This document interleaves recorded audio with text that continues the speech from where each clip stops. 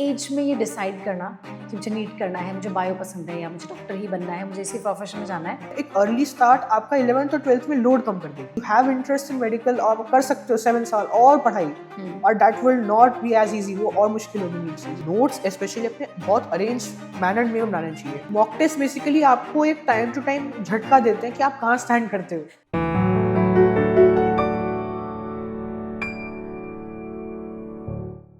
एक ऐसा सपना जो लाखों स्टूडेंट हर साल देखते हैं, एक ऐसा एग्जाम जो सिर्फ आपकी नॉलेज ही नहीं बल्कि डिसिप्लिन, पेशेंस और सेल्फ बिलीफ का भी एग्जाम होता है। हेलो नमस्कार, मैं हूँ आपके साथ ज्योति पुष्पेंद्र सिंह और आप देख रहे हैं टॉपर्स टॉक शो। हर बार मैं हाजिर होती हूँ एक नई कहानी के साथ, क्योंकि सक्सेस तो सेम होती है लेकिन उसके पीछे छिपी होती है छोटी छोटी कहानियां। तो चलिए, नीट के रिजल्ट आने के बाद सबसे पहले मैं आपसे इंट्रोड्यूस करवाती हूँ। मेरे साथ स्टूडियो में मौजूद है पंशुल बंसल। पंशुल, बहुत बहुत स्वागत है आपका। Thank you ma'am. अच्छा पंशुल, सबसे पहले यही पूछना चाहूंगी, स्टूडियो में आकर कैसा लग रहा है? बिकॉज हर बार जब भी हम स्टूडेंट से मिलते हैं एक अलग खुशी हमें महसूस होती है रिजल्ट के बाद। How you feel right now? I feel definitely happy क्योंकि मैंने बहुत मेहनत करी है। इतना टाइम दिया मैंने, 3 साल दिए मैंने अपनी प्रिपरेशन को, तो it feels good to be here finally. अच्छा पंशुल, आई नो कि जर्नी बहुत टफ होती है, बहुत सारे अप्स एंड डाउन्स होते हैं और एक स्टूडेंट ही बेटर समझ सकता है या फिर बेटर बता सकता है कि मेरी जर्नी में मैंने क्या कुछ फील किया है या कैसे मैं यहाँ तक पहुँचा हूँ। लेकिन उसके पेरेंट्स जो सबसे क्लोज होते हैं उसके, वो उसकी पूरी जर्नी में उसके साथ होते हैं। टीचर्स के बाद उनका रिएक्शन क्या था जब आपने उनको रिजल्ट बताया? मतलब दे बो my both the parents, my मम्मा पापा दोनों बहुत खुश हुए कि मतलब फाइनली इतना साल मेरे बेटे ने मेहनत करी, तो मेरा हो गया फाइनली, एक अच्छे गवर्नमेंट कॉलेज में हो जाएगा। तो ओके। उनको बहुत मतलब इमेंस हैप्पीनेस फील हुई। रिलेटिव्स के भी कॉल आए कि कैसा हुआ, तो बोला बहुत अच्छा हुआ। तो मतलब everyone felt joyful moment right there. अच्छा पंशुल, आपकी फैमिली के बारे में जानना चाहूंगी। मम्मा क्या करते हैं, पापा क्या करते हैं? मेरी मम्मा is company secretary in Indian Express and मेरे पापा बिजनेस करते हैं। ओके। अच्छा, आपके पापा ने भी आई थिंक जेई का एग्जाम दिया है, आईआईटीएन रहे हाँ, हैं? Yes, yes. No, I think he give the exam in 1995, तब सब्जेक्टिव पेपर आता था ओके। और सीट्स भी कम होती थी बहुत। तो ही कुड हैव, अगर वो आज देते पेपर और जितनी उनकी रैंक थी, तो he would have easily gotten IIT, but तब सीट्स कम थी, तो he went to TS Chanakya and did naval engineering first. तो कभी जब करियर गाइडेंस की बात आती है बच्चों को, तब उन्होंने कभी आपको गाइड किया कि जेई कर लो? हाँ, मतलब उन्होंने मेरे सामने बहुत सारे ऑप्शन रखे, जैसे मतलब he never forced me to do anything. अब जो मेरा मन होता था मैं वही करता था, मतलब ऐसे कभी फोर्स नहीं करा मेरे को। ओके। तो उन्होंने मेरे सामने बहुत सारे करियर ऑप्शंस रखे, इंजीनियरिंग था, डॉक्टरी रखी, then CA, CS, law, lawyer and arts में भी उनको कोई मतलब रिस्ट्रिक्शन नहीं थी उनकी तरफ से मेरे लिए।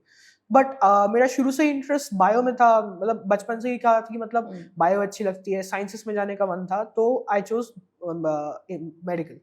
ओके। अच्छा, वैसे बचपन में एक चीज़ और भी होती है, हम ना जब भी हमें कोई पूछता है, हमें घर पे भी आ रहा है कोई या ऐसे भी कोई इन जनरल पूछता है कि क्या बनना है, तो हम हर बार ना हमारे ड्रीम्स चेंज होते रहते हैं। हमने कभी टीवी में कुछ देखा, हमने पापा से सुना या फिर हम कहीं गए, हमने किसी को देखा उस प्रोफेशन में और हम लोग, नहीं मुझे आईएएस ऑफिसर बनना है, नहीं मुझे पायलट बनना है। तो ऐसा ऐसा कभी पंशुल के साथ हुआ है? डेफिनेटली वो सबके साथ होता है। देखिए, जब मैं मतलब I was still I think 4th और 5th ग्रेड, दिस स्टार्टेड, मतलब this would quite frequently change. My opinions about my profession that I would choose would quite frequently change. But after like 6th, the COVID era started. So 7th, 8th, in 7th only I decided I picked one and I chose medical. Okay. 7th और 8th का जो student होता है, I think इतना भी बड़ा नहीं होता है। तो इस एज में ये डिसाइड करना कि मुझे नीट करना है, मुझे बायो पसंद है या मुझे डॉक्टर ही बनना है, मुझे इसी प्रोफेशन में जाना है, एक बहुत बड़ा डिसीजन था ना? Yes. तो अर्ली स्टार्ट करना या अर्ली ये डिसाइड कर लेना कि मुझे फ्यूचर में क्या करना है, वो कितना बेनिफिशियल रहा? लाइक अभी क्या लग रहा है कि ये वो राइट टाइम था? Looking back at it, I definitely feel कि मतलब that was a good decision I made, because if see, this is one of the most important decisions in your life. So if you're very sure, you have done your research कि मतलब जैसे अब अभी तो आपने NEET clear कर लिया, पर फिर एमबीबीएस में आपको 5 साल रगड़ना पड़ेगा, फिर उसके बाद एमएस में और होगा। तो इफ यू डोंट लाइक, मतलब अगर आपको सही में इंटरेस्ट नहीं है, first find your interest, search for your passion.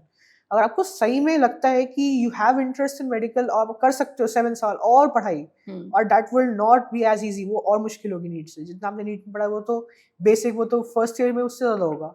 तो इफ यू रियली फील कि आप मतलब कर सकते हो कि हाँ मेरे को करना ही है, ओनली देन पिक अर्ली, तो वरना you can take time, but Okay. I prefer to start early, क्योंकि उससे आपको बेनिफिट मिलता है, क्योंकि मोर टाइम यू हैव, आपके कॉन्सेप्ट धीरे धीरे बिल्ड होंगे, एंड धीरे धीरे बिल्ड होने का फायदा भी यही है कि आपका क्रिस्टल क्लियर कॉन्सेप्ट बनते हैं। तो बाद में जब आप 11th-12th में आएंगे तो द प्रेशर, क्योंकि 12th में तो आपके बोर्ड्स भी होते हैं, स्कूल वाले भी बहुत प्रेशर करते हैं कि आना पड़ेगा, अटेंडेंस कंप्लीट करो, ये करो, तो आई वुड डेफिनेटली से एक अर्ली स्टार्ट आपका 11th और 12th में लोड कम कर देगी। ओके। अच्छा, अब स्कूल की आपने बात करी और अर्ली स्टार्ट करने की आपने बात करी, 6th-7th या 8th से आपको डिसाइड कर लेना चाहिए, प्रिपरेशन स्ट्रांग हो जाती है, हम कहते हैं फाउंडेशन स्ट्रांग हो जाता है। एक चीज़ तो सच है कि बहुत सारी किताबें आप फोर्सफुली नहीं पढ़ सकते हो, बिना किसी इंटरेस्ट के नहीं पढ़ सकते हो अगेन। लेकिन अगर मैं पंशुल से पूछूं, पंशुल एक स्टूडेंट का पढ़ने में मन कैसे लगता है? लाइक नेचुरली अगर आपसे पूछूं, आपका कब इंटरेस्ट डेवलप हुआ कि यार मुझे किताबें पढ़ने में मज़ा आ रहा है, मेरे को कोई प्रॉब्लम नहीं है कि मैं 1 घंटे बैठ के पढ़ रहा हूँ, 2 घंटे बैठ के पढ़ रहा हूँ, मेरे को मज़ा आ रहा है इसलिए मैं पढ़ रहा हूँ। लाइक एक एवरेज स्टूडेंट को अगर आप गाइड करो कि पढ़ाई में इंटरेस्ट कैसे बनाए? सी मतलब पढ़ाई में इंटरेस्ट, देखिए मतलब हर एक बच्चे पे डिपेंड करता है कि हो सकता है उसका इंटरेस्ट ना हो, मतलब हो सकता है उसको नहीं अच्छी लगती हो पढ़ाई, तो I we should not force them upon children. आप उनको शुरू में जैसे इट इज जस्ट अबाउट कि आप शुरू में उनको धीरे धीरे एक्सपोजर देते हैं कि बुक्स के बारे में एक्सपोजर देते हैं। साइंस की बुक्स हो गई, फिक्शन बुक्स भी दे सकते हैं, नॉन फिक्शन बुक्स जैसे स्टोरीज होती हैं। For example I read atomic habits, then I read the 48 laws of power, so अच्छी बुक्स है दोनों, they just give you exposure, तो आपका धीरे धीरे आपकी लर्निंग हैबिट बन जाती है, you seek to learn more from these books. तो अगर आपकी एक बार लर्निंग हैबिट, आपका इंटरेस्ट स्पार्क जग गया आपके अंदर, तो you will automatically develop interest, आपको पता नहीं चलेगा कि आपके कब 3-4 घंटे पास हो गए। ओके। अच्छा, पंशुल आपकी इस जर्नी में आपने बहुत कुछ किया है, जैसे कि नीट एग्जाम दिया है, बहुत अच्छा परफॉर्म किया है, ये हमें पता है, आपने जेई भी दिया है, आपने ओलंपियाड्स भी दिए हैं।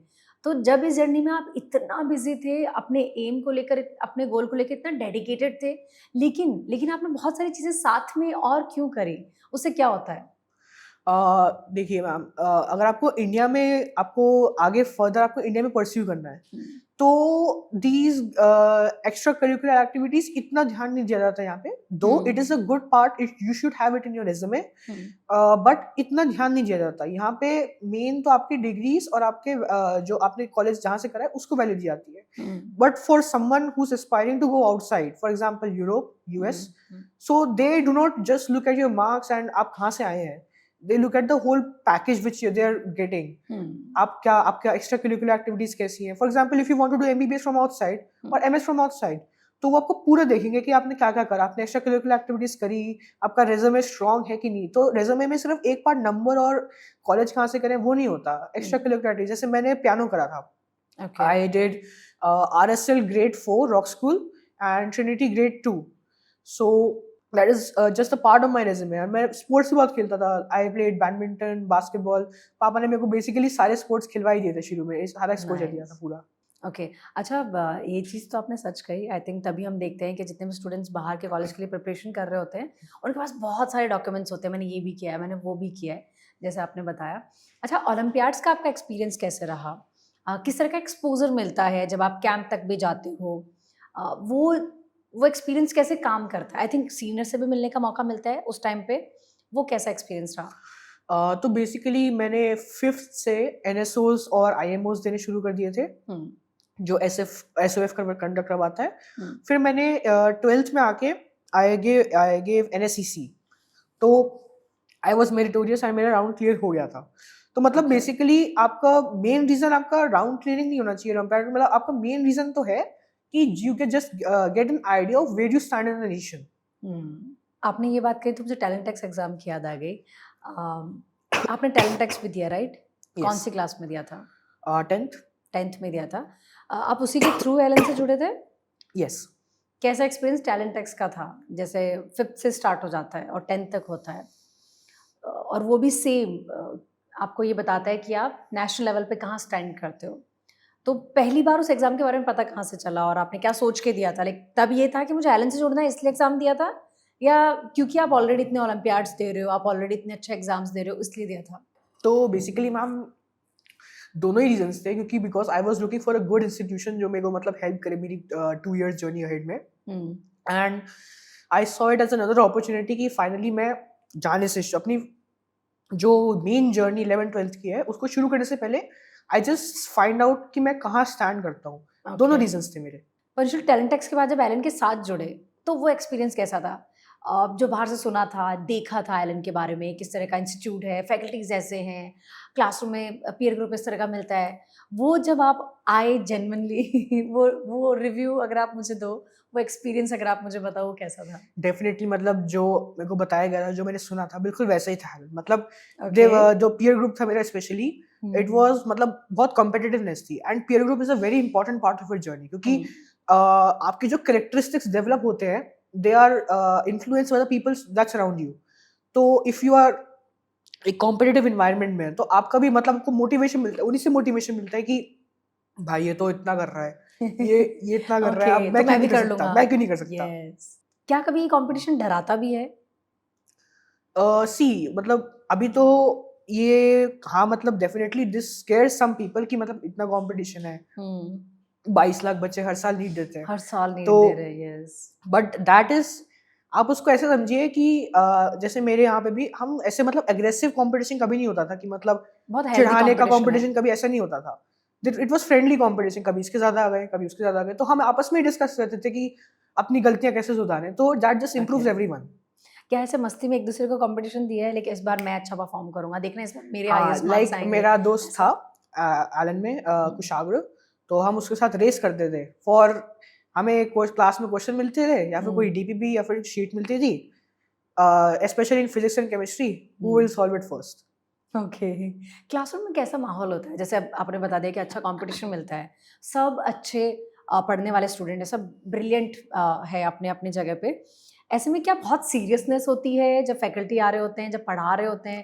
अब जैसे हमें लगता है कि फिजिक्स, केमिस्ट्री, बायो सारे ही टफ सब्जेक्ट है, या बहुत चिल मोड में आप लोग पढ़ाई करते हो? लाइक कैसा कैसा एनवायरनमेंट होता है क्लासरूम में? Okay, so the environment during the class was very mixed, मतलब मिक्स इन द सेंस कि सीरियसनेस जरूर होती थी, everybody was serious, everybody was paying attention, but बीच बीच में ऐसा नहीं होता था कि मतलब बिल्कुल ही अथॉरिटेरियन, बिल्कुल स्ट्रिक्ट हो। ओके। हम जोक्स मारते थे बीच बीच में, तो वो Okay. इंटरेक्टिव होता था सेशन बहुत। With faculty also? Yes, okay. अच्छा, फैकल्टीज कैसे होते हैं? वेरी सपोर्टिव, क्योंकि मतलब 3 साल में सेम ही रहते हैं, हाँ, जो भी तीनों हाँ, सब्जेक्ट के फैकल्टी, यस, उनसे कैसा बॉन्ड बन जाता है? मतलब डेफिनेटली आप जब शुरू में आएंगे तो थोड़ा मतलब ऑकवर्ड लगता है कि नए लोगों से मिल रहे हैं, थोड़ा टाइम लगता है एडजस्ट होने में, but then they after that they basically become your friends. आप उनसे बात कर सकते हो, मतलब कुछ भी आप बोल सकते हो, कुछ भी मतलब पर्सनल लाइफ में भी हो दिक्कत, या फिर आपको एकेडमिक लाइफ में भी दिक्कत हो, तो you can talk to them, they will find a solution. Definitely वो सपोर्टिव होते हैं। ओके, बहुत सपोर्टिव होते हैं। ऑफ कोर्स वैसे जिस एज ग्रुप के बच्चे नीट और जेई करते हैं, आई थिंक उनको नीड होती भी है कि टीचर हो या पेरेंट्स हो, फ्रेंडली उनके साथ बात करे या उन्हें कोई भी बिकॉज चीज़ समझाए। The age group which we are in, हम लोग बहुत मतलब एम्बिशंस होते हैं, हमारे अंदर ड्रीम्स होती हैं, तो इफ हमें लगता है कि मतलब हम थोड़ा ड्रिफ्ट ऑफ कर रहे हैं, तो इंस्टेड मतलब हम थोड़ा डिमोटिवेटेड फील करते हैं, फिर मतलब दुख होता है कि मतलब क्यों नहीं कर पा रहा मैं, तो दैट डेफिनेटली टीचर से बात करने में that will resolve it. Okay. अच्छा, फिजिक्स, केमिस्ट्री, बायो को आप कैसे मैनेज करते थे? सबका अपना वे होता है, मैं इसको इतने घंटे दूंगा, मैं इसको इस तरह से पढ़ूंगा, मैं इसको इस तरह से नोट्स बनाऊंगा। पंचुल का क्या वे है? पंचुल यहाँ तक कैसे पहुंचे? सो जैसे मैंने कहा था कि मैंने लाइक अर्ली स्टार्ट करी थी अराउंड 8th, सो मैंने I didn't pressure my self that much in 8th, I just did basic maths like calculus, vectors and trigonometry, जो नीट के हिसाब से इम्पोर्टेंट है। ओके। तो 11th में जब और 10th में मैंने केमिस्ट्री और फिजिक्स थोड़ा थोड़ा 11th का पढ़ने लग गया था। ओके, 11th का पढ़ने लग गए थे? यस, साथ साथ 10th में मैनेज हो गई थी। Okay. मतलब if you really want to do it, you can do it, but आपको थोड़ी सैक्रिफाइसेस करनी पड़ेंगी। तो आई डिड सैक्रिफाइसेस, तो उससे मेरा 11th और 12th में पर डेफिनेटली मेरा लोड कम हो गया। तो उससे क्या होता है, जब आप 11th में आते हो तो आपके साथ आपके ऊपर इमीडिएटली बर्डन आ जाता है, because if the 10th syllabus is this much, then 11th syllabus is this much. So and that too, if science is this much, then just physics is this much. So definitely बहुत बड़ा jump है 10th से 11th में, तो I would definitely recommend कि आप जल्दी शुरू करें। और फिर जब आप पर ये 11th आपको में, किसने सजेस्ट किया था कि 10th के साथ अगर मैनेज कर सकते हो तो 11th का सिलेबस भी पढ़ लो? मेरे पापा ने। नाइस।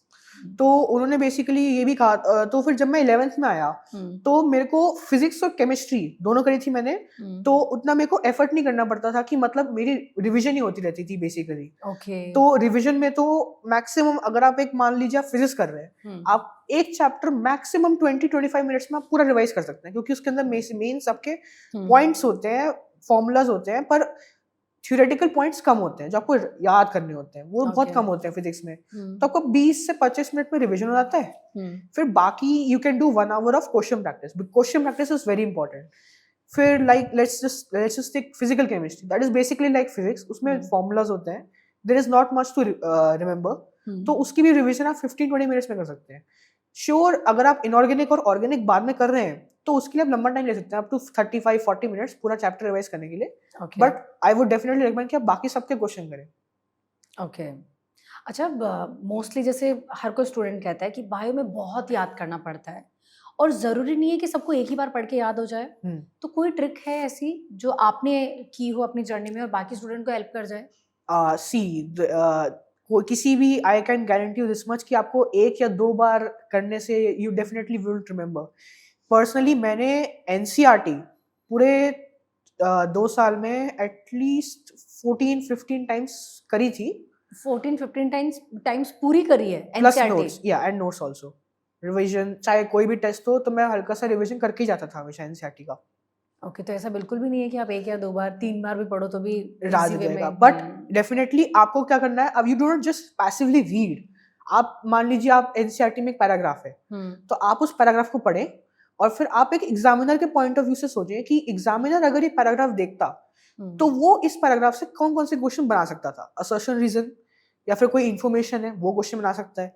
तो you should think from the examiners perspective, और फिर इससे आप फिर थोड़ी देर बाद जब आपने पूरी एक चैप्टर पढ़ लिया, just close the NCERT and actively recall कि हमने क्या क्या पढ़ा है और इस पैराग्राफ से हमने ये क्वेश्चन सोचे थे। तो उससे आपकी एक्टिव रिकॉल होता है, that is much better than passive reading. मुझे एक बिल्कुल नई चीज़ पता चली है किसी स्टूडेंट से, जेन्युइनली पंचुल, कि आपको पढ़ते समय ये भी सोचना चाहिए कि क्वेश्चन किस किस तरह से बन सकते हैं। सो ये बहुत अच्छी चीज़ है। ओके। अच्छा, इसके अलावा पंचुल, नोट्स बनाने का आपका क्या वे है? क्योंकि अगेन सबसे ज़्यादा आपको नोट्स ही काम आते हैं। मॉक टेस्ट देना हो, मेजर टेस्ट देना हो, या मेन डे आपको जो एग्ज़ाम है उसके लिए पहले प्रिपरेशन करनी हो, तो आप ऑफ कोर्स पूरी एनसीईआरटी या पूरी बुक्स उठा के बैठ नहीं सकते हो।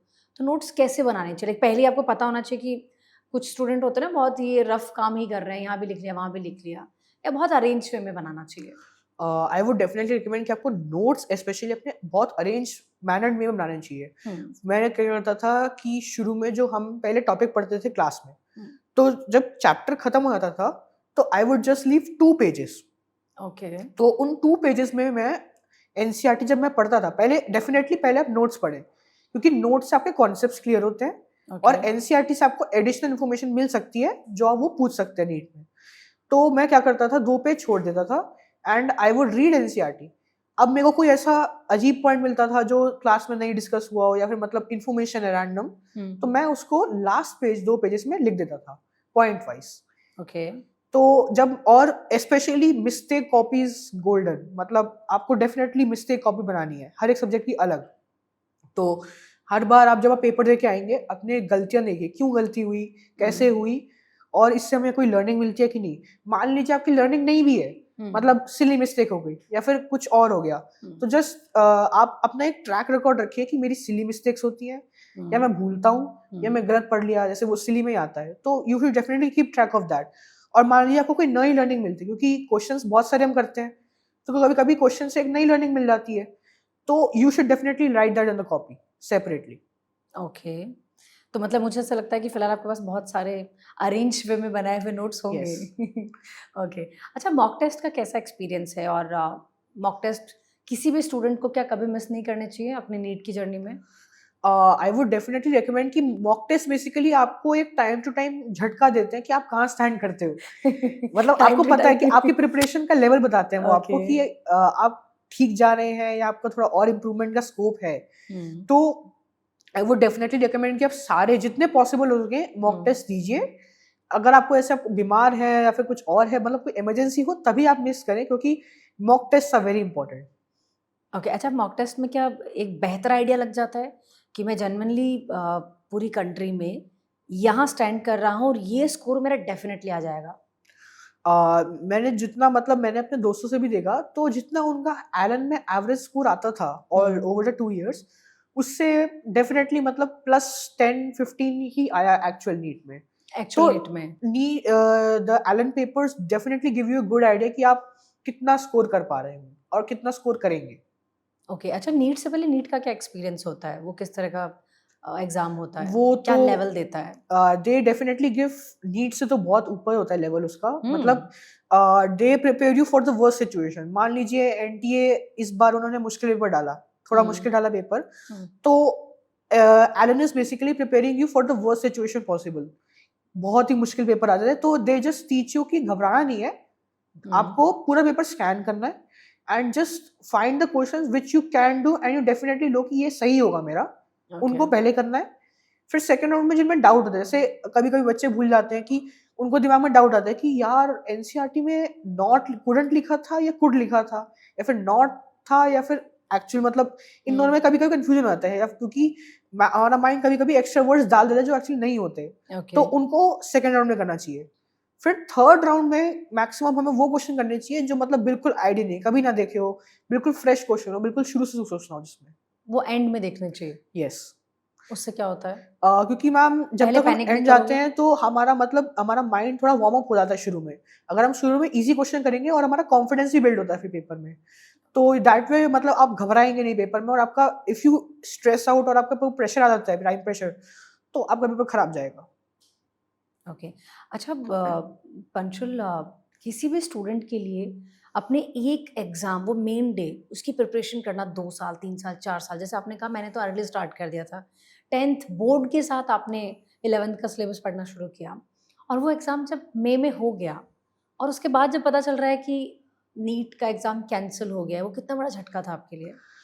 डेफ़िनेटली जब मेरा पहली बार 3 मई को नीट हुआ था, तो उसके बाद तो मैं काफ़ी रिलैक्स हो गया था कि चलो 3 साल हो गए, अब खत्म, थोड़ा रेस्ट करते हैं, कुछ और करते हैं। हुँ।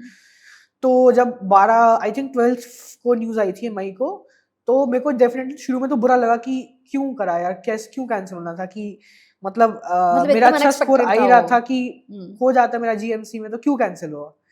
तो पर बाद में लगा कि अब तूने 3 साल मेहनत करी है, तो why not just give 1 and a half months मोर, तेरा और अच्छा स्कोर इंप्रूव हो सकता है, यू कैन डू बेटर। क्योंकि मेरे को जब मेरा पहला नीट हुआ, मेरे को फीलिंग आ गई थी कि मेरा उतना अच्छा नहीं गया जितना मैं परफॉर्म कर सकता था। लेकिन हमने तो सुना था वो पेपर बहुत ईज़ी भी आया था, जैसे हम लोग एग्ज़ाम रिएक्शन के लिए जाते हैं, स्टूडेंट से बात करते हैं, तो 3rd मई वाला पेपर अधिकतर स्टूडेंट्स को बहुत ईज़ी लग ईज़ी रहा था। लगा, यस। तो क्या जब बहुत ईज़ी पेपर होता है तो अच्छा नहीं जाता है? मैम देखिए, अब तो जैसे जब से इंटरनेट आया है, तो internet can be used for good और bad, that depends upon you. But अगर आप क्योंकि इंटरनेट के कारण अब जितने भी मटेरियल है, कोचिंग इंस्टीट्यूट्स का मटेरियल हो, चाहे स्टडी कोई भी स्टडी मटेरियल हो, हुँ। दैट इज़ वर्ल्ड मतलब ईज़िली एक्सेसिबल है। तो धीरे-धीरे क्या हो रहा है, कॉम्पिटिशन बढ़ता जा रहा है बच्चों में क्योंकि everybody is starting to do more and more. हर कोई बच्चा क्वेश्चन लगा रहा है, हुँ। ज़्यादा से ज़्यादा क्वेश्चन लगा रहा है। तो उसको एक्सपोज़र मिल रहा है कि कैसे टाइप के क्वेश्चन आते हैं। तो कंपटीशन बढ़ता जा रहा है एवरी ईयर।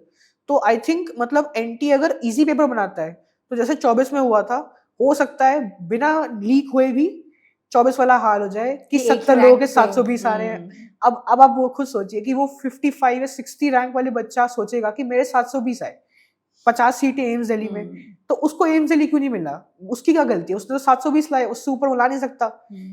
तो उसकी क्या गलती है? तो अब एनटीए के पास जवाब होगा नहीं, तो आई वुड डेफिनिटली से कि आई थिंक एनटीए समझ गया है कि मुश्किल पेपर ही बनाना पड़ेगा, वरना क्योंकि कॉम्पिटिशन बढ़ता ही जा रहा है दिन पर ओके, दिन। तो उसके बाद जब अभी नीट का एग्ज़ाम हुआ दोबारा, उसका क्या एक्सपीरियंस था और उसका क्या लेवल था? आई वुड से अच्छा पेपर बायो था? वाज मॉडरेट, केमिस्ट्री भी मॉडरेट ही थी। हुँ। फिजिक्स में जस्ट ईज़ी क्वेश्चंस ठीक थे, हुँ। बट दे वर पैराग्राफ और लंबे-लंबे क्वेश्चंस, तो टाइम लगता था पढ़ने में, जस्ट दैट्स इट।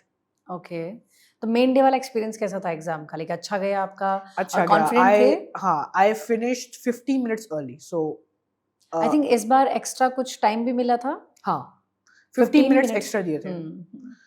तो लास्ट में जो टाइम बच गया था उसमें क्या किया? पेपर आई रीचेक किया? जस्ट कन्फर्म्ड, मैंने पेपर में सारे ओएमआर चेक कर लिए एक बार कि सही मार्क करा है या फिर कोई छूटा तो नहीं मेरा क्वेश्चन, क्योंकि मैं कोई छोड़ के नहीं आया था क्वेश्चन। तो ओके। इसलिए वो जस्ट आई वाज कन्फर्मिंग कि ठीक है OMR।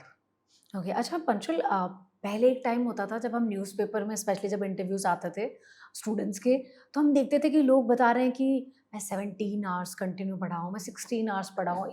इवन तो मुझे याद है मैंने 18 आवर्स भी सुना है। मतलब ऐसा लग रहा था कि सिर्फ सोने का टाइम एक एक्स्ट्रा टाइम निकाला है, इसके अलावा तो पढ़ाई ही करी है। लेकिन अब की जो जनरेशन है, जैसे लास्ट 2 ईयर की मैं बात करूँ, जब भी हम स्टूडेंट्स से मिल रहे हैं JEE और नीट वाले, तो आई थिंक ये जनरेशन चेंज हो गई है। जैसे आपने अर्ली स्टार्ट की बात की, तो कितना स्मार्ट डिसीजन था ये कि आपने रिवीजन इतनी बार हो गया, लाइक आपको 11th-12th में लग रहा है मैं रिवीजन कर रहा हूँ, तो इसका बेनिफिट इतना मिला कि क्या आपके वो स्टडी आवर्स कम हुए थे? डेफिनेटली आई वुड से, मैं ऑनेस्टली बता रहा हूँ, मैं दिन में मेरा आपको स्केड्यूल बता देता हूँ। सुबह जब जिस दिन एलन नहीं होता था, तो सुबह I would wake up around 6:30। मैं खेल जाता था सबसे पहले, क्योंकि हेल्थ भी मैनेज करना इंपॉर्टेंट है। I can not just give 2 years की मतलब कुछ भी ना करूँ, ऐसा नहीं था। ये भी अच्छी चीज है, तो अपने साथ में हाँ, activity but I got a continue sports रखी। इंजरी रिसेंटली, तो अभी खेल नहीं पा रहा। बट ओके पहले मैं खेलता था, तो उसके दैट वुड डेफिनेटली मेरा माइंड फ्रेश कर देता था। क्या खेलने जाते थे? बैडमिंटन, फुटबॉल, ये सब अच्छे स्पोर्ट्स में खेलता था। ओके तो then I would come back, और खाना खाने के बाद around 9:30 max to max I would start studying. I would study around till 12. Then I would take a break, and in the break I would like play games or online games, and I would just have lunch. And by 2 o'clock I would be back to studying. So, and then the last slot which I had, 2 to 5 or 2 to 5:30. That's Okay. it. And then just before sleep I would just take a look at what I studied and just do a half an hour revision. That's it. Okay sleep hours कितने रखे आपने हमेशा? Never compromised, at least 8. Really? Yeah. Okay अच्छा अभी आपने mention किया कि आपने सब कुछ किया, आपने मोबाइल फ़ोन भी यूज़ किया, आप उसमें गेम्स भी खेल रहे हो। क्या एक स्टूडेंट खुद को इतना डिसिप्लिन कर पाता है लाइक इतने टफ जर्नी में कि मुझे किस लिमिट तक फ़ोन यूज़ करना है, या फिर मुझे किस काम के लिए करना है, मुझे मेरे स्टडी के लिए करना है, या फिर मेरा फ़ोन देखने का मन है, मुझे कुछ गेम्स प्ले करना है, इसमें खुद को कैसे रोका आपने? देखिए, वो टेम्पटेशन तो मेरे को भी आती थी कि कभी कभी यार अब इतना टाइम होगा, देख लेते, कभी बीच में फोन उठा के स्क्रॉल कर लेते हैं, रील स्क्रॉल करते हैं, शॉर्ट स्क्रॉल करते हैं। पर नहीं, वो तो आपके फिर उस पर डिपेंडेंट है कि आप कितना मतलब डिटर्मिन्ड हो कि आपको चाहिए ही चाहिए। दैट डिपेंड्स अपॉन कि आपको आपके मोटिवेशन है कि नहीं, आपका दृढ़ फोकस है कि नहीं, आपको सही में चाहिए। अगर आपको सही में गवर्नमेंट कॉलेज चाहिए और आपको मतलब सही में डॉक्टर बनना है, तो आपका खुद ही आपको बोलेगा कि मत भाई मत उठा, अभी तेरा पढ़ाई का टाइम है, पढ़ाई कर ले, फिर जब फ्री होगा तब कर लियो। ओके अच्छा आपने एलन ऐप यूज़ किया है? यस। ओके वो किस किस तरह से इस जर्नी में हेल्प करता है, लाइक ऐसे कुछ फीचर्स बता दो बाकी स्टूडेंट्स को जो वो भी यूज़ करें और उनके लिए इस जर्नी में थोड़ा इजी हो जाए। तो एलन ऐप में एक तो मेरे को बहुत अच्छा लगता था कस्टम प्रैक्टिस। इसमें तो क्या होता है? उसमें हम चैप्टर सिलेक्ट कर सकते हैं, तो चैप्टर वाइज वो आपको क्वेश्चन दे देगा टाइम लिमिट के साथ। यू कैन चूज लाइक 20, 40 और 60 क्वेश्चन ऐसे थे। सो आई वुड डू अराउंड 20 और 40 क्वेश्चन मतलब जस्ट एक बारी में। फिर एक बार उसमें रिव्यू आपके क्वेश्चन इमीडिएटली आंसर भी आ जाते हैं, और आपको आपकी गलतियां बता देता है, और नीचे एक्सप्लेनेशन भी होता है उनका। तो वो डेफिनेटली मेरे को हेल्प करता था कि question practice, as I said earlier, बहुत इंपॉर्टेंट है। मतलब आपको max to max question practice करनी चाहिए, तो दैट डेफिनेटली हेल्प। फिर एक और फीचर उसमें देयर इज एन AI जो मतलब मेरे डाउट्स में बहुत हेल्प करता था। जैसे अगर मैं घर पे बैठा हूँ और मेरे को एक सिंपल सा डाउट आया, तो हल्का सा भी डाउट हो तो मैं AI से पूछ लेता था, that would clear the doubt instantly. Okay and then उसमें एक और फीचर है पर्सनलाइज्ड क्वेश्चंस। तो वो बेसिकली आपके एलन के जो पुराने पेपर होते थे, माइनर मेजर टेस्ट, उनमें जो गलतियां होती थी वो उनको देखता, मतलब नोट करता था एलन ऐप में, और फिर उनसे सिमिलर टाइप के क्वेश्चंस आपको देता था, पर डिफरेंट होते थे क्वेश्चन, सिमिलर क्वेश्चंस होते थे पर डिफरेंट। ओके प्लस इसी बात पे एक और सेक्शन भी था अलग से, जिसमें आपके सारे पुराने क्वेश्चन जो आपने गलत करे हैं, that would be compiled chapter wise. तो अगर आपको लास्ट में रिवीजन करनी है तो you can do that. Those are very जितने भी हेल्पफुल। मिस्टेक्स है वो एक ही जगह आ गई है। हाँ, chapter wise. Okay I think मुझे लग रहा है आपने बहुत अच्छे से ऐप यूज़ किया है, बिकॉज आपको एग्जैक्टली एक एक फीचर याद है। अच्छा एलन के साथ आपका एक्सपीरियंस कैसा रहा ओवरऑल, लाइक 2 साल हो चुके हैं, फैकल्टीज़ हो या मेंटर हो या एलन सिस्टम हो, आपने बहुत करीब से चीज़ें देखी है, आपका जेन्युइन एक्सपीरियंस कैसा है? मतलब जेन्युइन एक्सपीरियंस बहुत अच्छा रहा मेरा एलन के साथ। मतलब बहुत यहाँ पे इन्वायरमेंट बहुत एकेडमिक है, मतलब कॉम्पिटिटिव इन्वायरमेंट अगर आपको कहीं भी मिल जाए तो यू आपके अंदर से मोटिवेशन आते हैं कि भाई ये कर रहा है, मैं भी क्यों नहीं कर सकता, ये इतना इतना अच्छा स्कोर कर रहा है, मैं भी करूंगा स्कोर। तो डेफिनेटली इन्वायरमेंट बहुत अच्छा था एलन का, कॉम्पिटिटिव इन्वायरमेंट है, सारे टीचर सपोर्टिव है, और डाउट क्लियरिंग तो बहुत अच्छी थी एलन में। मैं जब भी जाता था कोई ना कोई टीचर हमेशा मिल जाते थे मेरे को, और मेरा डाउट क्लियर हो जाता था ओके सेम डे। ओके। अच्छा, फ्रेंड्स बनाए इस जर्नी में? Yes definitely. हमेशा साथ रहेंगे? आई थिंक कुछ तो आपके कॉलेज में भी जाने वाले हो होंगे। सकता है कोई आ जाए मेरे कॉलेज में। ओके। अच्छा, वैसे हम लोग कहते भी हैं कि एम्स में हर तीसरा चौथा स्टूडेंट जो है वो एलन से होता है।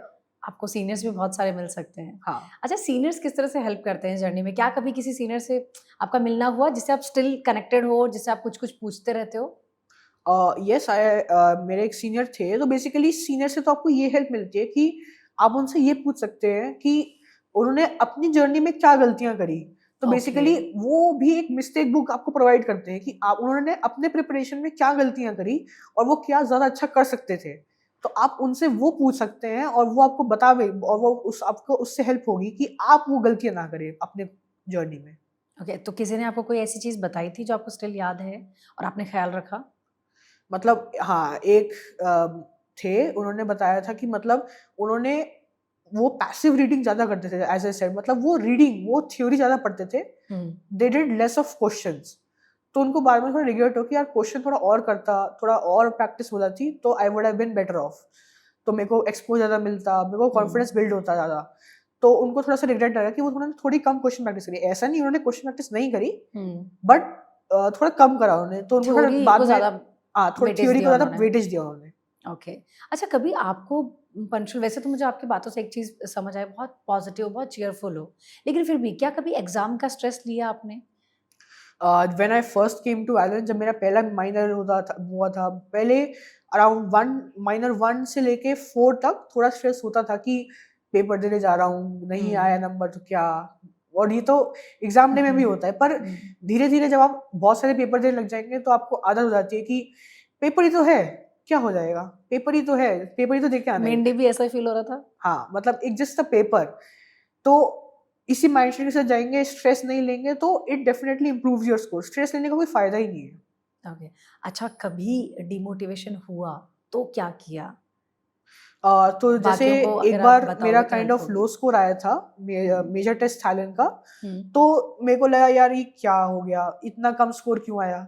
मैं हुँ। तो मतलब थोड़ा-सा डिमोटिवेशन इनिशियली सबको फ़ील होता है। यू कैन नॉट मतलब अवॉइड इट, बट हुँ। आप उसको फिर बाद में एक पॉजिटिव तरीके से देख सकते हैं कि मतलब अच्छा हुआ कि ये पेपर अभी आ गया और ऐसे क्वेश्चंस एक्चुअल नीट में नहीं आए, और अब मैं इन क्वेश्चंस को समझ सकता हूँ, इनसे लर्निंग बना सकता हूँ, और फिर अगर ये आ गए सेम क्वेश्चन नीट में तो मेरा फायदा हो जाएगा। तो you can do it from a positive mindset, and you can do it from a negative mindset कि यार क्यों, क्या क्या करूँ अब मैं। तो यू शुड डेफिनेटली, आपका पर्सपेक्टिव पे डिपेंडेंट है। तो अगर आप पॉजिटिव माइंडसेट से देखेंगे तो आपको उल्टा डिमोटिवेशन की जगह मोटिवेशन मिलेगा, और आप और अच्छा परफॉर्म करेंगे बाद में। ओके, वाक़ई मुझे आपसे बात करके बहुत मज़ा आया।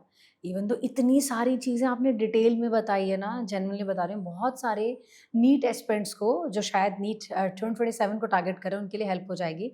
आप अगर पंचुल अपनी तरफ से कोई बेस्ट एडवाइस करना चाहो अपने एक्सपीरियंस से, तो वो क्या होगी? सो आई वुड डेफिनेटली रिकमेंड कि आप ऐसा ना करें।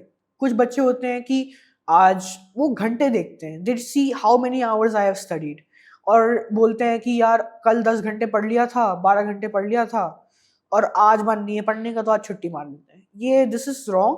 तो एक्चुअली आपको क्या करना चाहिए, आवर्स कभी नहीं देखने चाहिए। यू शुड सेट, आप सुबह उठें, एक नोटपैड लीजिए और अपने उस दिन के गोल सेट करिए कि ये आज मेरे को करना ही करना है सोने से पहले। और ऐसा नहीं है कि बहुत अनरियलिस्टिक रखें, आप अपनी कैपेसिटी के हिसाब से अपने गोल्स रख सकते हैं। फिर आपको शाम को चेक करें कि सारे गोल्स हो गए मेरे आज के, और आपको जो the quality of the time जो आपने दिया है, अगर आप बहुत फोकस से पढ़ रहे हैं तो even focus study of 2 hours is much better than आप रैंडमली उठ के कहीं बीच में स्क्रॉल करने लग गए या फिर फोन उठा के मैसेज करने लग गए। तो वो वाली टाइप की स्टडी अगर आप 5 घंटे भी करेंगे तो that would not be that beneficial than 2 hours of pure concentrated study. तो आई वुड डेफिनेटली रिकमेंड कि आवर्स ना देखे। मैंने भी जैसे मैं मैक्सिमम 6 आवर्स ऊपर कभी नहीं गया, 6 आवर्स 7 आवर्स ऊपर। तो आप कंसिस्टेंसी भी मेंटेन रखें।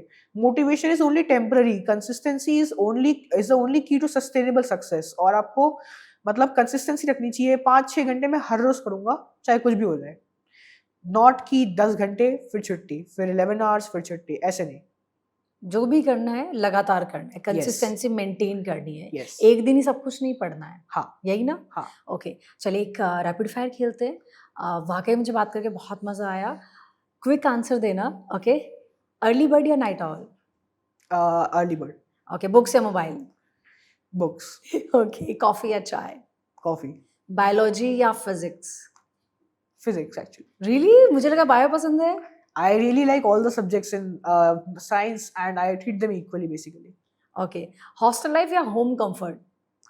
See, I can't give a one because some people prefer hostel में रहे हो? no. No? But some people prefer that we are at home and we live comfortably with the parents.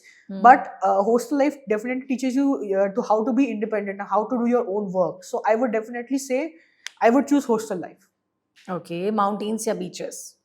Mountains. एक learning जो आपको हमेशा याद रहती है, जो आपकी मम्मा ने आपको सिखाई है?